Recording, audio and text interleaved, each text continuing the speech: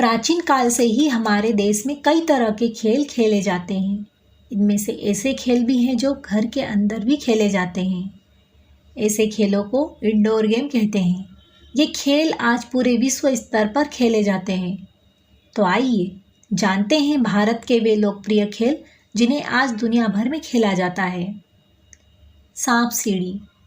सांप सीढ़ी प्राचीन खेलों में से एक है। इसका आविष्कार भारत में ही हुआ है। भारत में इसे मोक्षपातम या परमपदम या ज्ञान चौपड़ कहते थे।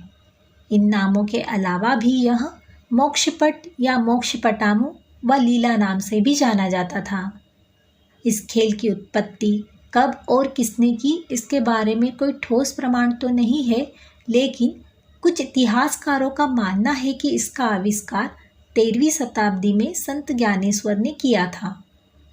लेकिन यह भी माना जाता है कि दूसरी शताब्दी ईसा पूर्व से ही इसे खेलते आ रहे हैं। इस खेल के आविष्कार करने के पीछे का उद्देश्य बच्चों को नैतिक मूल्य सिखाना था। खेल के स्वरूप की बात करें तो इसमें चौखाने मौजूद होते हैं। जिस चौखाने में सीढ़ी होती है वह गुण को दर्शाता है जो आपको आगे बढ़ाता है, जबकि जिस चौखाने में सांप का फन होता है वह अवगुणों को दर्शाता है जो आपको नीचे की तरफ लाता है। प्राचीन समय में यह खेल कपड़ों और कागज़ों पर बना होता था। 18वीं शताब्दी के बाद यह बोर्ड पर बनने लगा। इस खेल की खास बात यह है कि आप इसमें अपना दिमाग नहीं लगा सकते। यह पूर्ण रूप से किस्मत का खेल है। शतरंज। इसे चतुरंग नाम से जाना जाता था।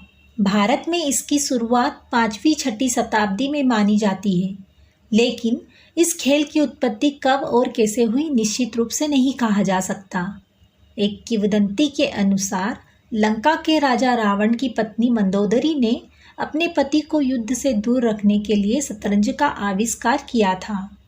एक और मान्यता के अनुसार रावण के पुत्र मेघनाद की पत्नी ने इस खेल का प्रारंभ किया था। हमारे संस्कृत ग्रंथों में भी इस खेल का उल्लेख मिलता है। माना जाता है कि भारत में शतरंज की उत्पत्ति के प्रमाण चंद्रगुप्त मौर्य के काल से पाए गए हैं। आज जिस तरह से चेस खेला जाता है, इसके विपरीत यह चेकर बोर्ड पर पासे के साथ खेला जाता था। इसमें काले और सफ़ेद वर्ग नहीं होते थे। कुछ समय बाद इस खेल को चतुरंगा कहा जाने लगा। इसे 4 भागों में विभाजित किया गया था, जो सेना की 4 शाखाओं के प्रतीक होते थे। इसमें हाथी, घोड़े, रथ और पैदल सेना के टुकड़े हुआ करते थे। यह युद्ध की रणनीति तैयार करने के लिए खेला जाता था। फारसियों ने इस खेल को सीखा और इसका नाम शतरंज रखा। चेकमेट खेल में फारसी शब्द सहमत से आया है, जिसका अर्थ है राजा मर चुका है। कैरम।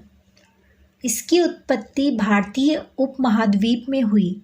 हालांकि इसकी उत्पत्ति के सटीक प्रमाण तो नहीं है, लेकिन ऐसा माना जाता है कि इस खेल का आविष्कार भारतीय महाराजाओं ने सदियों पहले किया था। पटियाला के एक महल में कांच से बनी सतह वाला एक ऐसा कैरम बोर्ड आज भी देखा जा सकता है।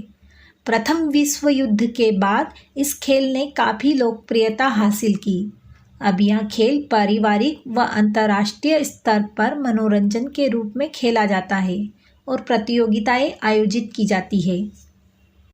लूडो। लूडो का आविष्कार भारत में हुआ था। इस खेल को प्राचीन काल में पचीसी के नाम से जाना जाता था। इसका उल्लेख महाभारत में ही नहीं बल्कि हिंदू पौराणिक कथाओं में भी मिलता है। इसका बोर्ड कपड़े या जूट का बना होता था।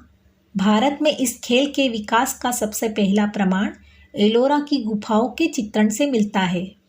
इसे प्राचीन काल में चौपर के नाम से जाना जाता था। अकबर जैसे मुगलों को भी पचीसी खेलना पसंद था। इस खेल को 1896 में इंग्लैंड में लूडो के रूप में पेटेंट किया गया था। पत्ते। गंजीफा प्राचीन भारत में सामान्यतः ताश जैसे इस खेल का भी धार्मिक और नैतिक महत्व था। ताश की तरह पत्ते गोलाकार होते थे। उन पर लाख के माध्यम से या किसी अन्य पदार्थ से चित्र बने होते थे। गरीब लोग कागज़ या कंजी लगे कड़क कपड़े के कार्ड का प्रयोग करते थे। सामर्थ्यवान लोग हाथी दांत, कछुए की हड्डी अथवा सीप के कार्ड का प्रयोग करते थे। उस समय खेल में लगभग 12 कार्ड होते थे जिस पर पौराणिक चित्र बने होते थे।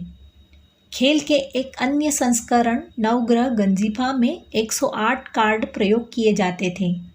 उनको 9 कार्ड की गड्डियों में रखा जाता था और प्रत्येक गड्डी सौर मंडल के 9 ग्रहों को दर्शाती थी। यही गंजिफा बाद में ताश का खेल बन गया। इसे प्राचीन काल में क्रीड़ापत्रम भी कहा जाता था।